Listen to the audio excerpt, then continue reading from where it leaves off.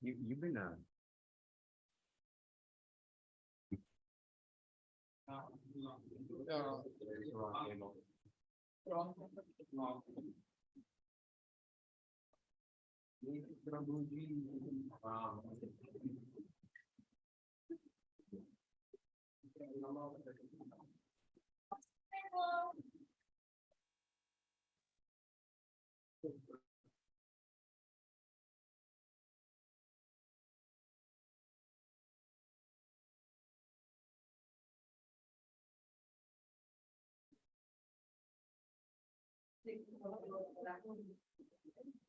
just 1 second.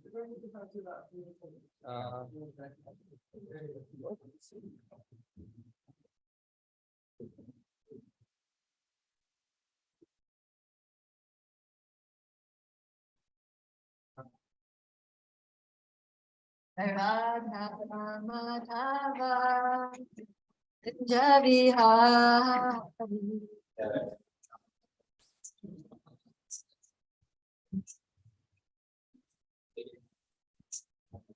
Ayam Radha Madhava Javi Hari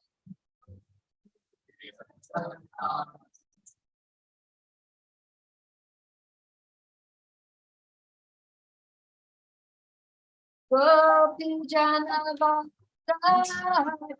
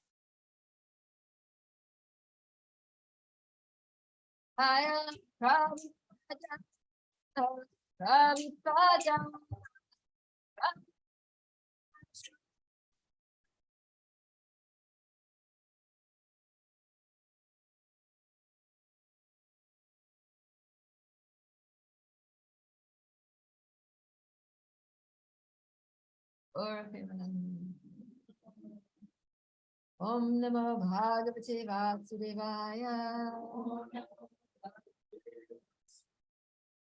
Om Namo Bhagavate Vasudevaya. Om Namo Bhagavate Vasudevaya. Narayana Namaskritya Naram Chaiva Narottamam Devim Saraswatim Vyasam Tato Jayamudhirayat Nashta Praeshu Abhadreshu Nityam Bhagavata Sevaya Bhagavati Uttama Shloke Bhakti Bhavati Naishtiki.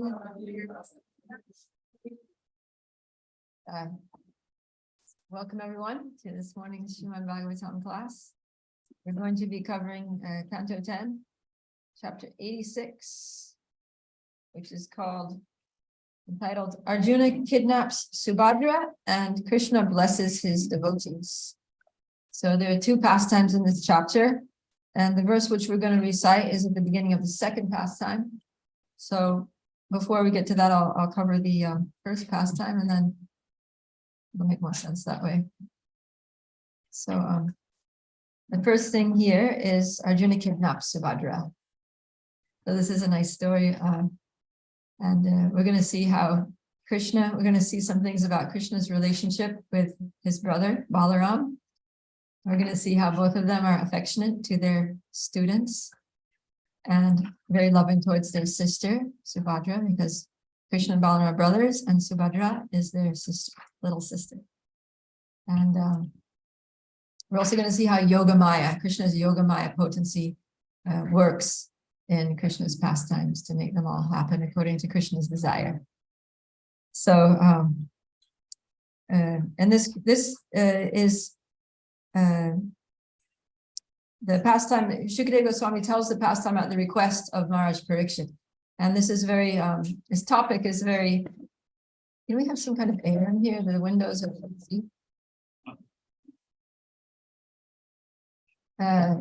Because Subhadra is the grandmother of Maharaj Pariksit. Arjuna and Subhadra are the grandparents, and they had a son named Abhimanyu, and Abhimanyu and Uttara are the parents of Pariksit. So now that Shukadeva has described how all the queens of Dwarka were married to Krishna, and he's described so many things that happened, and so Parikshit's thinking, oh, there's one marriage that I haven't heard of. One marriage that I would really like to know about. How did my grandmother, Subhadra, and my grandfather, Arjuna, end up getting together? So sometimes it's kind of interesting, to know how your parents met each other and how it all happened and how your grandparents met. So yeah, he's interested in that because it's related to him, and also because it's related to Krishna. That's the main thing. Because Parikshit's getting the feeling that Shukadeva is winding up his narration of Krishna's pastimes on this planet, and he doesn't want it to end. He wants the Krishna Katha to keep flowing. So he's feeling like Shukadeva is going to wrap it up now, but I want to keep hearing. So I know there's another pastime that he can tell. It has to do with him because I know somehow he was arranged with the match, making the match between my grandmother and my grandfather. So I want to hear about that. So he asks, and yeah, that's how this chapter starts. O Brahman, we would like to learn how Arjuna married Lord Balaram and Lord Krishna's sister, who was my grandmother. So then Shukadeva Goswami starts telling the story. And he talks about how Arjuna was on pilgrimage. He was going to all these holy places. And then he came to know that Balaram wanted to marry Subhadra to Duryodhana. Because Duryodhana was a demon, right? He was like the person who was responsible for the whole battle of Kurukshetra. And he wanted to kill all the Pandavas and kill Krishna. So, but we were hearing recently how Duryodhana was very dear to Balaram because Balaram had taught him to fight with a club, and Duryodhana was such a respectful and good student. And so, it's natural that the parents or the older brother want to marry their daughter or their younger sister to somebody that they like, that they have affection for. And it's a way of kind of inviting that person to be part of the family. You want to bring that person closer. So Duryodhana was very affectionate to Duryodhana. He wanted to bring him into the family. But Krishna's affection was for Arjuna. So Krishna wanted to bring, Arjuna closer. Like, I want you to marry my sister. And so, yeah, when Krishna came to know that Duryodhana wanted Subhadra to marry Duryodhana, then Krishna was like, no, this is not happening. My sister's not going to marry this demon. So he went to Arjuna, who he knew that Arjuna already was attracted to Subhadra. And so he said, look, we have to stop this. And so he schemed with Arjuna. And he said, this is the plan. Because, Balaram was my older brother, so I can't I can't go against him. I have to respect the wishes of my older brother. But so we have to do it in a little bit of a sneaky way. So he advised Arjuna, so come to Dwarka when you're on pilgrimage, because Dwarka is also a holy place. And dress up as a sannyasi. And, the culture is that when a sannyasi comes into town, all the householders want to invite the sannyasis for lunch, because to serve a sannyasi is a great honor and a privilege, and to get their association. So you dress up as a sannyasi and stay there for the rainy season. And as soon as the rainy season is over, then you will be able to receive invitations. And I'm pretty sure that my brother is going to want to invite you over. So, yeah. And that's exactly what happened. So Arjuna dressed up as a sannyasi. And one day Balaram was saying, "Oh, Maharaj, please come to our home. Let us feed you lunch." And so Balaram actually, he arranged that Subhadra would be the person serving out the prasadam. And so Arjuna was there. And this is where Yogamaya comes in, because although Balaram's the Supreme Personality of Godhead, he had no clue that that sannyasi was Arjuna. And it's like, it should have been pretty obvious, because Arjuna, he's like, it's really buff, like Kshatriya, with like muscles bulging out. And Subhadra noticed. She was like, "Whoa, that's some sannyasi." She knew he wasn't a sannyasi. She knew this was like, there was something going on here. And she noticed also, not just the muscles, but like, because from firing the bow, sometimes the string hits you. So there was some like scars on his arm and things like that. So she knew this wasn't a sannyasi. And Arjuna was very handsome. So she was very attracted to him. So she was serving. And it's funny, because when I was living in Mayapur, the youth did a drama on this pastime. And the girl who was playing Subhadra, she came in, she was like, it was very well done. She was serving samosas. They actually had samosas. But she was serving samosas to the family, Krishna, Balaram, Arjuna. They were sitting together talking, and Subhadra came, she's like serving.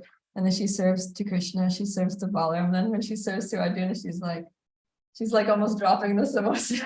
It was just really sweet. And she's like making this expression of, oh, So, yeah, so she was very attracted to Arjuna. And Arjuna also the whole time, Krishna and Balaram, they were making conversation, but his eyes kept going to Subhadra. Arjuna's eyes kept going to Subhadra. Somehow Balaram didn't notice that. Like whenever those eye contact was being made, Balaram was absorbed in his prasadam, or he was looking at Krishna, or So all this was all Yogamaya's potency, that Balaram didn't notice a thing. He didn't notice that there was something unusual about the sannyasi. He didn't know that there was a lot of sparks flying between his little sister and the sannyasi. But Krishna was noticing, of course, and Krishna was very pleased, and he was smiling the whole time. And so then what happened? Then Krishna told Arjuna, so, all right, you have to act. It's pretty clear that she likes you. So this has to happen. There's nothing to stop it from happening. And so but Balaram's never going to allow it to happen. So before he arranges the marriage with Duryodhana, you have to kidnap her. So that happened. They were out one day. There was some function going on, something like a Ratha Yatra. The Lord was going in procession on a cart, and everybody was following. And then Arjuna just came swooping in with his chariot, and grabbed her and put her in the chariot, and they rode off into the sunset. And Balaram was very upset. So Balaram was like, what the heck's going on here? This can't happen. That's my sister. And then Krishna immediately went there and basically paid obeisances to Lord Balaram, and grabbed hold of the feet of Lord Balaram and said, no, this is really good. This is not a problem. Don't do anything. Because he knew that if there was going to be a battle, Arjuna wouldn't have a chance against Balaram. But so he's like, please, this actually, her heart was she had already given her heart to Arjuna. So when Balaram heard that his sister she was with the man that she loved, basically, then he was satisfied, because ultimately he wanted her to be happy. And he understood that Arjuna, although not his choice, was also a powerful and competent and devoted, a devotee, and would be a good husband, and they would be happy together. So then there's a happy ending where Lord Balaram actually, he gives, says that Lord Balaram then happily sent the bride and groom very valuable wedding gifts consisting of elephants, chariots, horses, and male and female servants. So Balaram showered them with a lot of gifts. So, yeah. So that's the story of how Arjuna kidnaps Subhadra. Okay, so then it's interesting how this next pastime starts, because most of the pastimes they're instigated by a question. Like this was Maharaj Pursha asked a question, but here there's no question. It's almost like Shukadeva Goswami just gets really fired up, and he's like gets ecstatic talking about Krishna and all Krishna's dealings and everything, and then he remembers something else that happened. And there's something very special about this pastime that he's going to tell, because Shukadeva Goswami, he didn't just hear this. He didn't just learn it from his father when his father was reciting Srimad Bhagavatam and the pastimes of Krishna to him. But Shukadeva Goswami was actually there. He personally witnessed and participated in this next pastime. So you can imagine, how exciting it must be to talk about, a pastime that he had with Krishna, and how he saw this amazing thing that Krishna did. So, yeah, we're going to recite. Well, maybe just read the first few verses until we get to 17, which is the verse that we're going to recite. So, I guess you guys can read this. Can somebody read 13 and I'll go. Sukadev Goswami. Hello. Okay. Sukadev Goswami continued. There was a devotee of Krishna's known as Shrutadev, who was a first-class Brahmin, perfectly satisfied by rendering unalloyed devotional service to Lord Krishna. He was peaceful, learned, and free from sense gratification. Someone else? Living as a religious householder in the city of Mithila, within the kingdom of Videha, he managed to fulfill his obligations while maintaining himself with whatever sustenance easily came his way. By the will of Providence, he obtained each day just what he needed for his maintenance, and no more. Satisfied with this much, he properly executed his religious duties. Similarly, free from false ego was the ruler of that kingdom, my dear Pariksit, a descendant of the Mithila dynasty named Bahulasva. Both of these devotees were very dear to Lord Achyuta. All right, yeah, so here he's introducing the pastime that there were these two devotees who lived in the same city of Mithila. One was a Brahmin, a very simple, humble Brahmin, and one was a king, Bahulashva. So Shrutadev and Bahulashva. And but they were both free from false ego. They're both very devoted. They're both very engaged in devotional service and very dear to Krishna. So now we're going to recite text 17. Tayo prasano bhagavan darukena hritam ratam aruhya sakam munibhir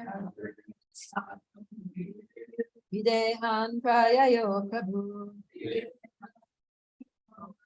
Tayo prasanno bhagavan darukena hritam ratam aruhya sakam munibhir videhan prayayo prabhu.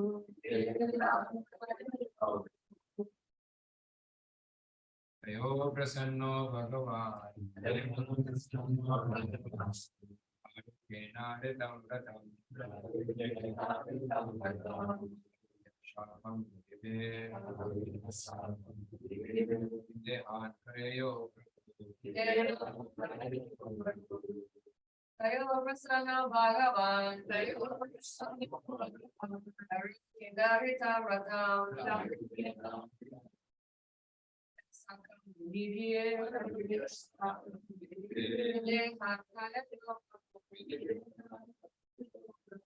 Ayogosano Bhagavan,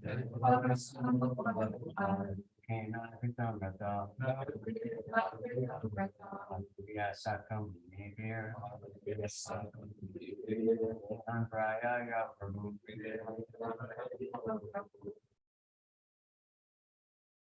Okay, word for word all together. Tayo with both of them. Prasanam, please. Bhagavan, the personality of God. Darukena, by Daruka. Aritam, brought forth. Ratam, his charity. Arudra, mountain. Sahakam together with Muni sages, Videhan to the Videha kingdom, Priya who went, Prabhu the Lord. Translation purport by disciples of His Divine Grace A.C. Bhaktivinoda Swami Prabhupada Ki Jai. Let's read this together. Pleased with both of them, the Supreme Personality of God had mounted His chariot, which Dharika had brought, and traveled to Videha with a group of sages. All right, someone please read the purport. In its commentary to the words, Srila Vishwanath Thakur states that Shrudadev and Bahulashva were unable to travel to Dwarka to see Lord Krishna because both of them had vowed to regularly worship their personal deity at home. Sri Krishna was very glad to go out of his way to give them both his audience, and while leaving Dwarka, he insisted that the sages who wanted to come with him should join him on his chariot, because otherwise they would exhaust themselves falling on foot. Renowned sages would ordinarily never even consider traveling in such an opulent conveyance, but on the Lord's order, they put aside their natural aversion and joined him on his chariot. Okay, so this pastime is very, very sweet. We see how Krishna is so affectionate to his devotees throughout this pastime, like it's the main theme of this pastime. So we already see that here from the beginning. That one thing is that Krishna is going out of his way to go visit his devotees. So Krishna is living in Dwarka, and these two devotees, Shrutadeva and Bahulashva, they couldn't go to see him because they were too busy worshiping him. They had their personal deities, and they were always personally engaged in the worship of those deities in their home, or I'm sure that Bahulashva, the king, had a separate, like a temple. Shrutadeva was a simple Brahmin. He had the deity in his home. And they were constantly engaged in offerings and artis and worship and prayers from morning to night. And so, the king just had delegated everything else to, his administrators, other assistants in the kingdom. And he was fully engaged in worshiping the Lord. And Krishna was so pleased by their worship, which was, like we said, free from false ego. It was just pure. I'm a humble servant of Krishna. My position is just to worship the Lord. That's all I'm meant to do. That is my constant, that's who I am. And they're just doing that. And Krishna is so happy with their attitude, their full-time, dedicated, unalloyed, uninterrupted, unmotivated worship, that he wanted to reward them by going to personally see them.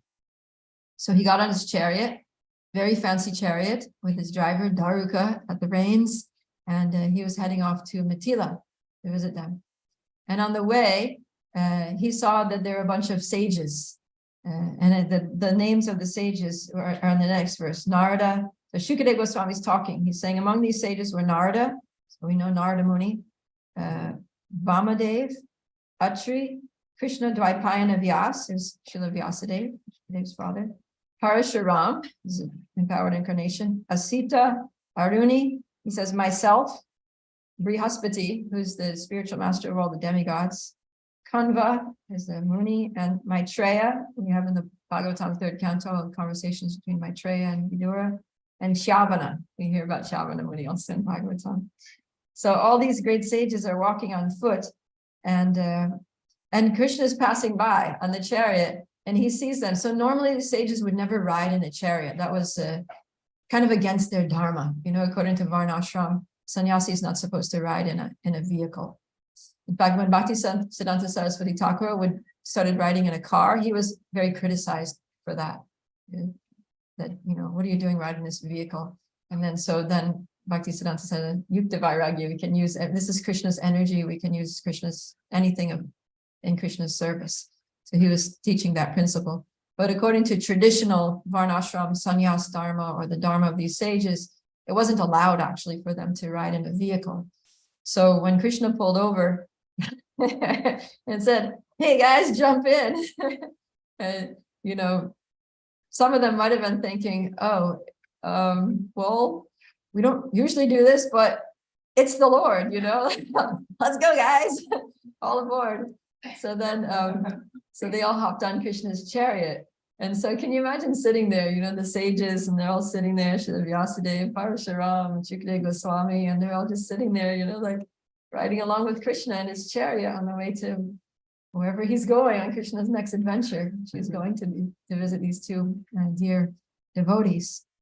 So that must have been a very ecstatic journey. It's not described, except that it says that in every town and village that the Lord passed, people would come out and worship him with arghya water, as if to worship the risen sun surrounded by the planets.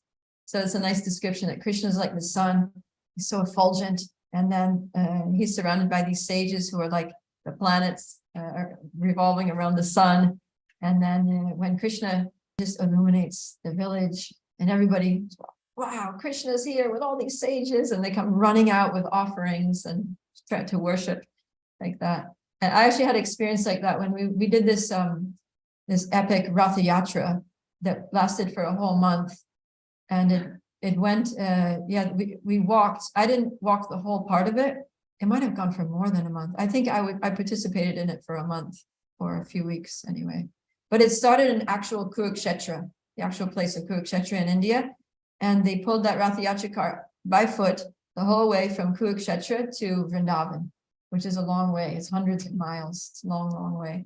And every night they were just camping out, sleeping in schools or camps or wherever they could get rooms for the devotees, and they would decorate the cart. And again, Ratha Yatra all day long, walk for maybe like, 10, 15 miles, and then next place like that. So my family participated in that for a couple of weeks. And it was amazing that you would be walking through these places along the road.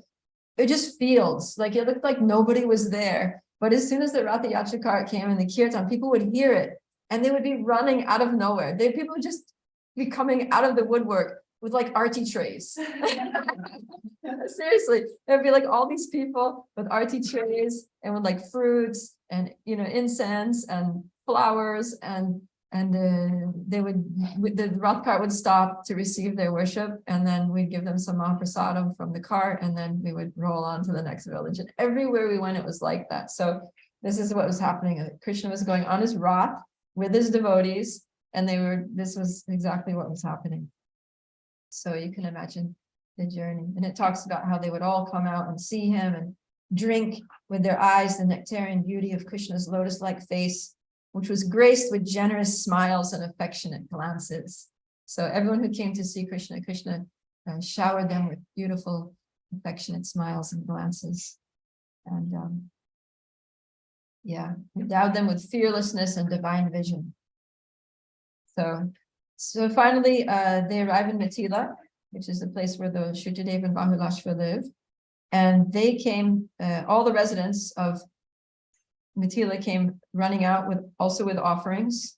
And the king of Mithila, Shrutadev and Bahulashva and Shrutadev both saw Krishna and paid obeisances. There's a picture in the Bhagavatam of Shrutadev, and he's a simple Brahmin. He's just wearing his little lungi dhoti or whatever, and he's got a chadar. He's not wearing a kurta, and he's so happy. He pays obeisances, and then he jumps up and he takes off his top cloth, his chadar, and he's like, the picture is that he's going like this. He's like flinging it he's like jumping and dancing and flinging his chadar around, and then falling back on the ground and paying obeisances. And then as described, Vishwanath Chakravarti describes that Bahulashva, he was the king. So he went and he paid obeisances.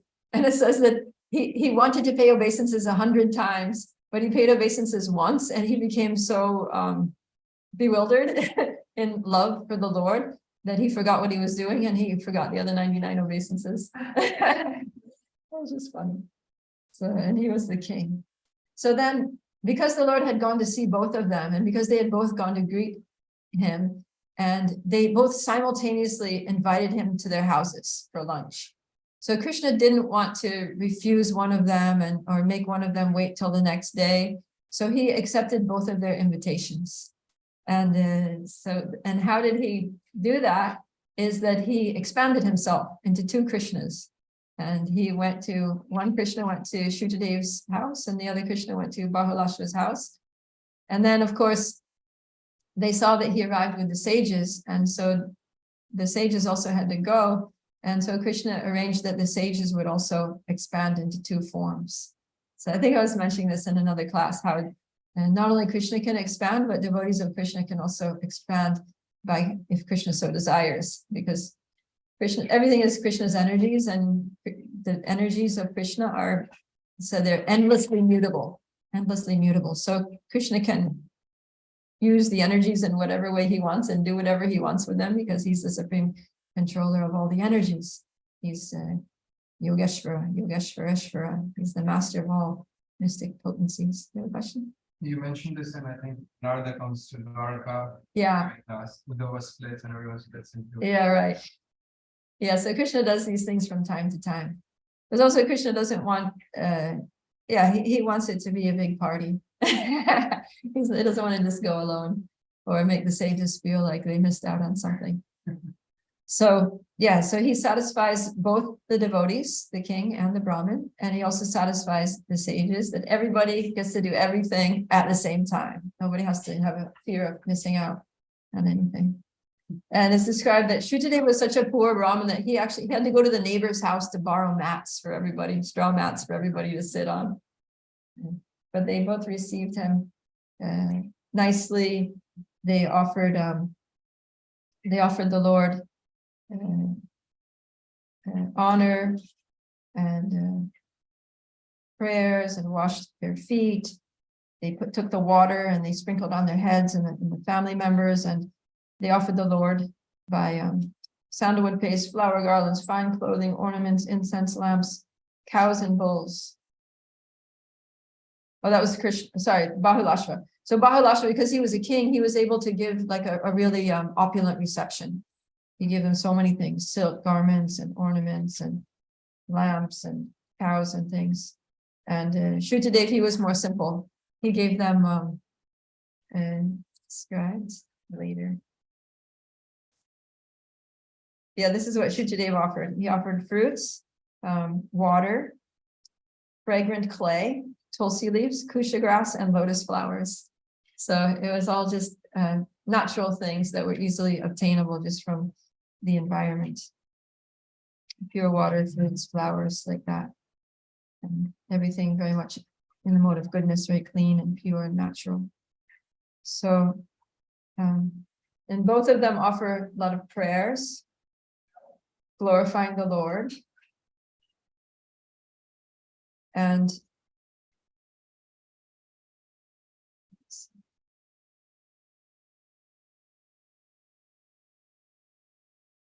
yeah, so there's this really nice, well, let me read, let's see, this is text 44. Shrutadeva saying, so this is Shrutadeva the Brahmin, "It is not that we have attained the audience of the Supreme Person only today, for we have in fact been associating with him ever since he created this universe with his energies and then entered into it in his transcendental form." So it shows, this is just one little part of the prayers that he offered, but it shows that he realizes that Krishna is everywhere. Krishna is in the heart. We're always with Krishna. Everything. He was such a pure devotee that he saw Krishna everywhere, in everything, at all times. But he recognizes that, birth after birth, you've always been there. You've always been observing me, but only today have I been able to see you. Only today that I've actually had your personal darshan. So this is very special. And he says, "You reveal yourself within the hearts of those persons of pure consciousness who constantly hear about you, chant about you, worship you, glorify you, and converse with one another about you." So he's understanding that this is a result of engaging in the 9 processes of devotional service. He says, "But although you reside within the heart, you are very far away from those whose minds are disturbed by their entanglement in material work. Indeed, no one can grasp you by his material powers, for you reveal yourself only in the hearts of those who have learned to appreciate your transcendental qualities." Does this remind anyone of a verse from Bhakti Shastri? Yeah? No, Bhakti Rasamrita Sindhu. But if you know one from Gita, go ahead. Go ahead.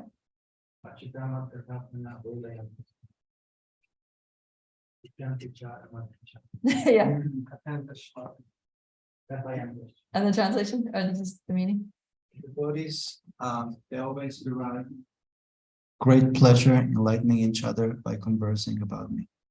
Yeah, so the devotees derive great pleasure from that, and the Lord also derives great pleasure from that. Like in the previous verse, it says that he reveals himself to those who worship him, glorify him, and converse with one another about him.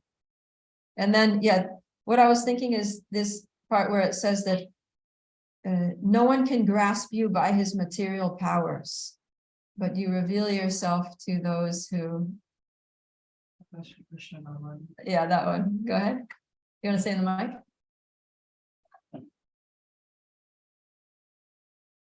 Shri Krishna Namadi na bhavet grahyamindiye shevan mukhe jivado swaham eva spurati yada.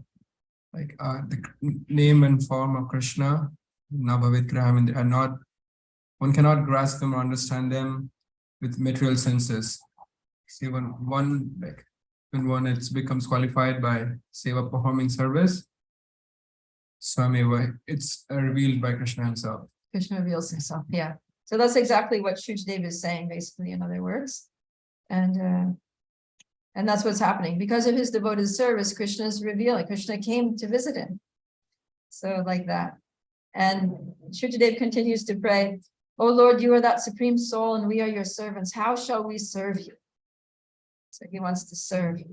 And so Shukadeva Goswami says, after hearing Shruti speak these words, the Supreme Personality of Godhead, who relieves his surrendered devotees' distress. Now this is very sweet, listen.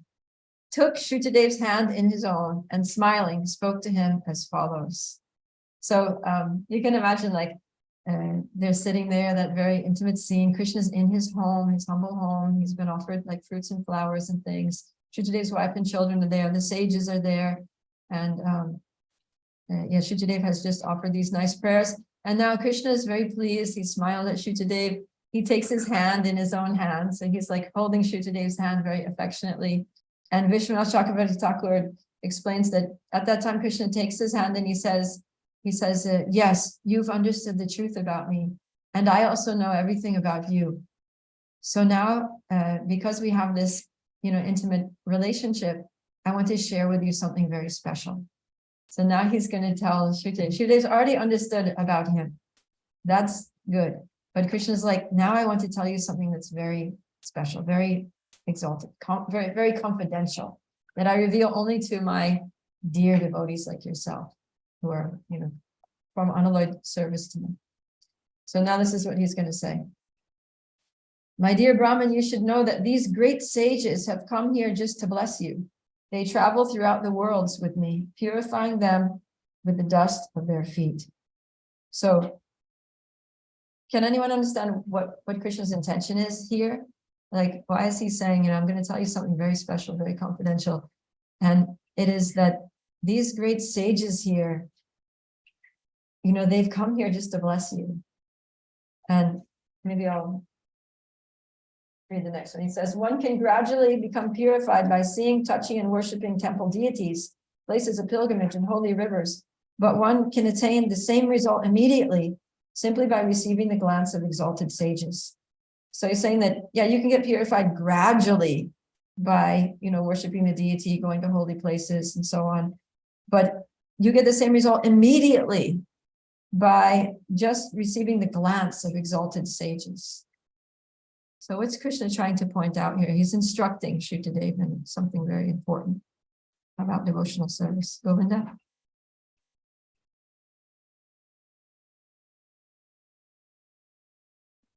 Talking about how they were both attached to worshiping the deity. But I guess Krishna's trying to point out that serving my devotees are more exalted in that sense, and they can purify me.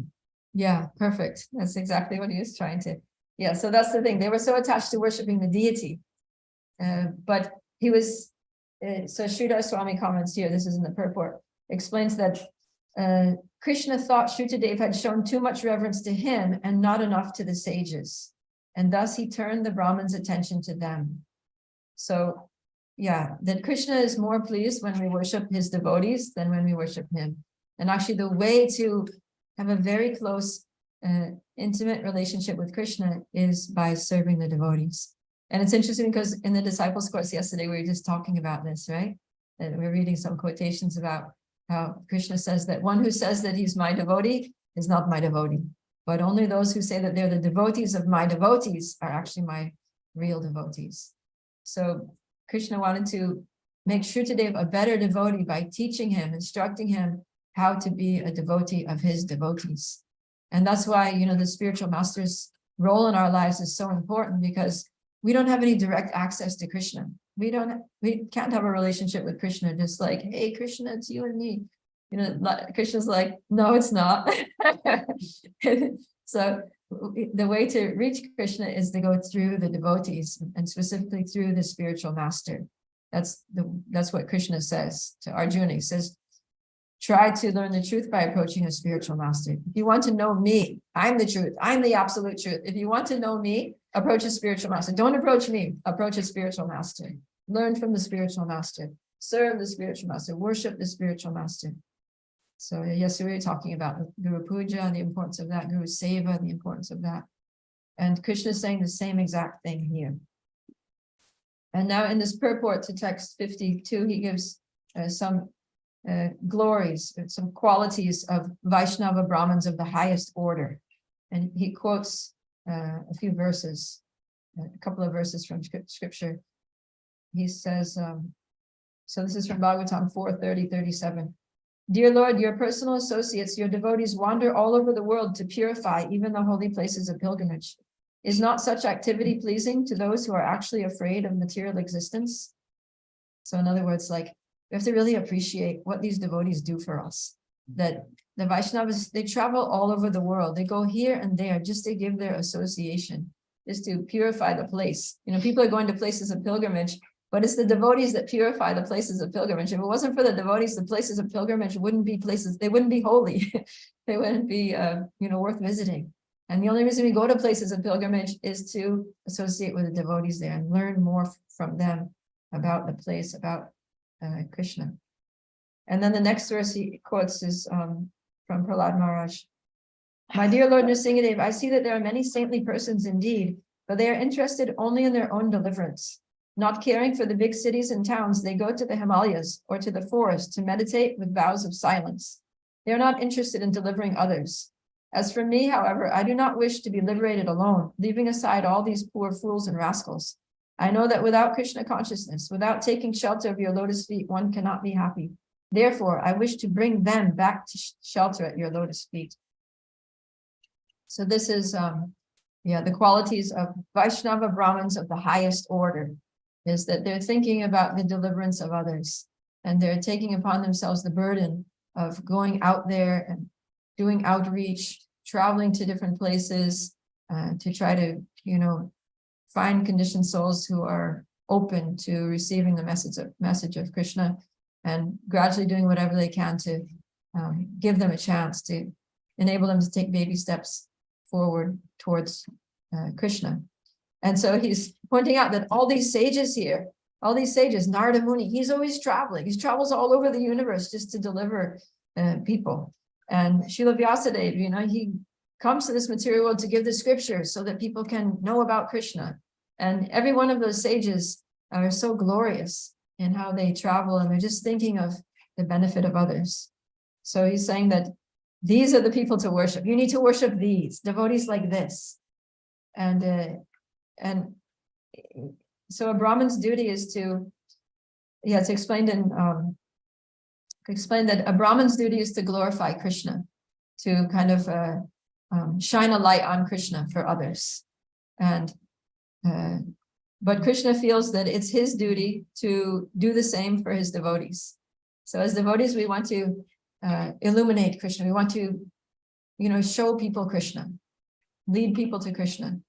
And Krishna wants to show people the Brahmanas, show people his devotees, lead people to his devotees, engage people in the service of his devotees. So it's a very sweet, loving relationship here that's going on. Yeah, he says, even my own forearm form is no dearer to me than a Brahmin. Within himself, a learned Brahmin comprises all the Vedas, just as within myself, I comprise all the demigods. And it says, ignorant of this truth, foolish people neglect and enviously offend a learned Brahmin, being non-different from me, who, being non-different from me, is their spiritual master and very self. They consider worshipable only such obvious manifestations of divinity as my deity form. So Krishna's being quite heavy, and he's using heavy words here. If you look at the Sanskrit here, duspragya means those with corrupted intelligence, aviditva, failing to understand. So people, their intelligence is spoiled, it's corrupted. They just don't know anything. Avidhi, avajanati, right? Asuyava, they're envious. And because of that, because of their corrupted intelligence, their lack of knowledge, their envious nature, then avajanati, they neglect the guru, they neglect the Brahmins, and by doing so, that they neglect their own selves, their own spiritual advancement, and instead they just worship the deity. So he's really making a strong statement here that worship of the devotees is more important than worship of the deities to this Brahmin who was engaged 24/7 in worshiping the deity. And then he says in 57, therefore you should worship these Brahmin sages, O Brahmin, with the same faith you have in me. If you do so, you will worship me directly, which you cannot do otherwise, even with offerings of vast riches. So he's making it very clear here that you need to worship these sages and Brahmins. You need to worship Guru and Vaishnavas. And if you worship them, you worship me. And if you don't worship them, you're not worshiping me, even if you think you are. So without worshiping them, you cannot, there's no other way to worship me except by worshiping the Brahmins, the Vaishnavas. And that's what, that famous line that Christians like to quote about that Jesus says that there's no way to the Father except through me, right? There's that statement. So what I heard is that what Jesus actually said was that there's no way to the Father except through one of the Father. And so because Jesus is a bona fide representative of the Father, he's like the spiritual master for the Christians. And so, he's saying that you can't approach God without going through me. And it's the same thing that Krishna says all over the place, that gurus say all over. So it's the same message. It's like we don't have direct access to the Supreme Lord. We have to go through the devotee of the Lord. And so then receiving this instruction, then Shrutadev, he worships Krishna, and now he worships the Brahmins. And King Bahudashva, apparently he got the same instruction because he did the same thing. And so here the chapter winds up with this last verse, which is very beautiful. Evam swabhaktayo rajam bhagavan bhakta bhaktiman. So you say Bhagavan bhakta bhaktiman. Any idea what that might mean? Bhagavan means what? The Supreme Lord. And then bhakta means what? And so Bhagavan bhakta bhaktiman. I am devoted to my devotees. Yeah, that the Supreme Lord is the devotee of his devotees. So Shukadev ends saying, O king, thus the personality of Godhead, who is devoted to his own devotees, stayed for some time with these two great devotees, Shrutadev and Bahulashva, teaching them the behavior of perfect saints. And then he returned to Dwarka. So we see here that Krishna is so devoted to his devotees that he goes to visit his devotees. And then while he's visiting those devotees, he's so devoted to his devotees that he teaches those devotees to worship his other devotees. And by doing this, he pleases those. And he's also so devoted to his devotees that he picks up his devotees on the road and breaks all regular principles by taking them with him on the chariot, and then expanding themselves so that they can be with him and they can witness this amazing pastime. So, yeah. And they're also learning, maybe some of those sages, they were also learning from this instruction. So Krishna wants us to be devoted to his devotees. He sets the example of being devoted to his devotees. If we want to make spiritual advancement, we have to be devoted to his devotees. Prabhupada says the secret of success in spiritual life is pleasing a bona fide spiritual master. So we're very fortunate that Prabhupada created this, international society for Krishna consciousness, where we have so much, where devotees come together, that we can very easily congregate with devotees. And, Krishna House is such a wonderful thing because we have ashrams where we can live with devotees, so many opportunities to serve devotees and befriend devotees, support devotees, and encourage devotees, and learn from devotees. And that way we can make so much spiritual advancement. So please take full advantage of all the opportunities, and always remember that the way to please Krishna is by pleasing his devotees. Jai, any questions or comments? Govinda.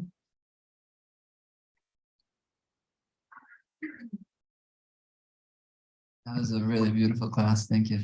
I was just, since the class by Gopi Jivan and Nita, I have been meditating on this fact of how Krishna is very personal with so many of his devotees.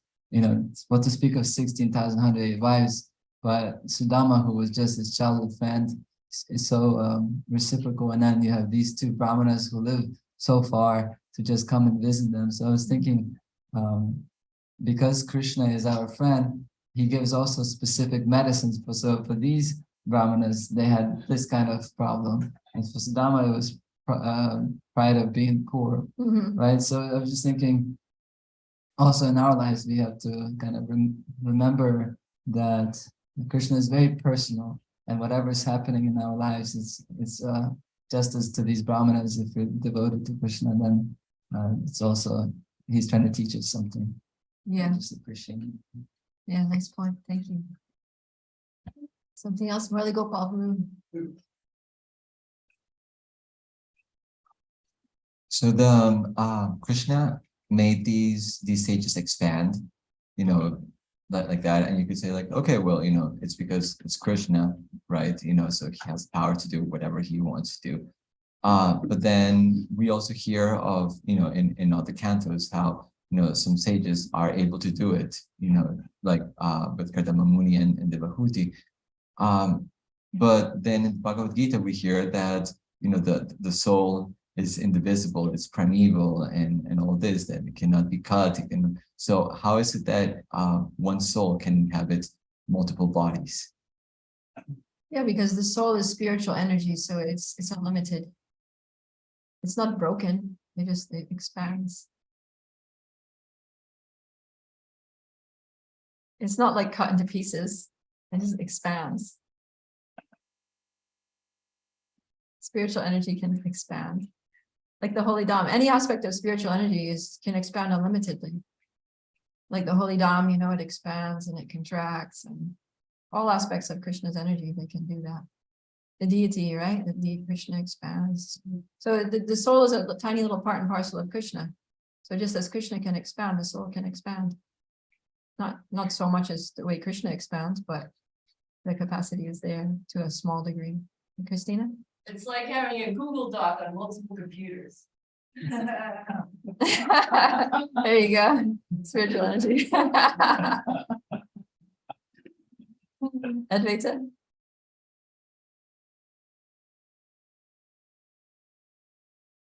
Hare Krishna, thank you very much. Just to push the envelope even further in terms of how important devotees are to Krishna. In the light of